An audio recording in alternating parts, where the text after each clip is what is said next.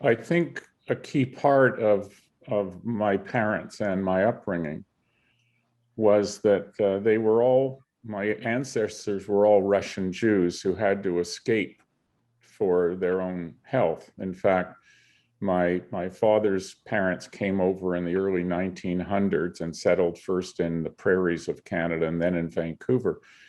My mother grew up in a little village of about 20 houses in the sugar beet growing area of sort of southwestern Ukraine, southwest of Kiev.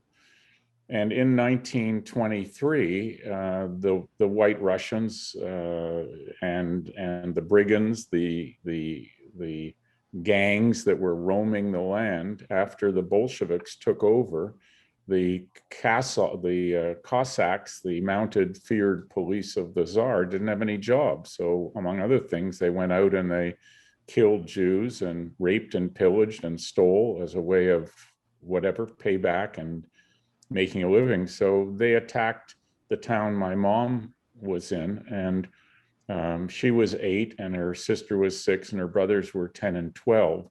Her father was a bookkeeper at the only industry in town, which was the sugar beet mill. And what happened was that this gang of attackers who singled out the Jews, that's what the pogroms were, of course. When I did research on going back there with my daughter, to just back there, meaning I'd never been there, and my daughter wanted to see where her bubba came from. Yeah, there were like 3,300 recorded pogroms in that area of the Ukraine in those years.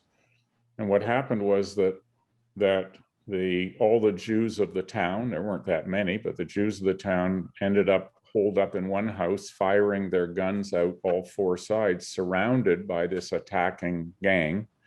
And my grandfather was shot to death in front of his family, and the Jews ran out of ammunition by morning, and they were all lined up in front of a firing squad. So my mom, at the age of 8, was lined up in front of a firing squad, and they were saved with seconds to spare by the Bolsheviks coming from the next town. They hadn't even arrived, but some smarty pants thought, let's fire off our guns to scare.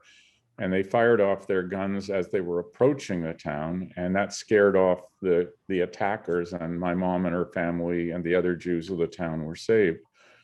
So, my mother and father were atheists. They did not believe in God or in soul or in spirit. And so I was taught that. But what they did believe in was they did believe in the importance of caring about your fellow human. And that's why I was taught, the golden rule: do unto others as you'd have them do unto you.